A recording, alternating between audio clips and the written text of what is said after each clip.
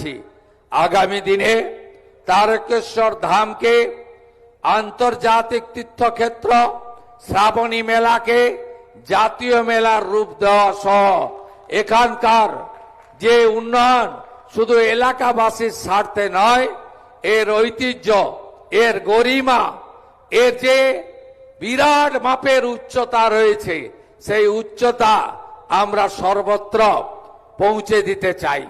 তাতে আস্থা পূরণের জন্য মানুষ আসবে এবং ধর্মীয় পর্যটনের ক্ষেত্রে আমরা বাইরের রাজ্যের বা বিদেশি পর্যটকদেরও পাবো। এই আস্থার কেন্দ্র সেজে উঠবে। যেভাবে যশস্বী প্রধানমন্ত্রী নরেন্দ্র মোদীজির হাত ধরে উজ্জয়িনী মহাকাল সেজে উঠেছে, কাশী বিশ্বনাথ ধাম সেজে উঠেছে, অযোধ্যার পবিত্র রাম মন্দির সেজে উঠেছে, 4 ধামের 1 ধাম কেদার ধাম, বদ্রী ধাম, আদি গুরু শঙ্করাচার্যর সমাধি ক্ষেত্র সেজে উঠেছে।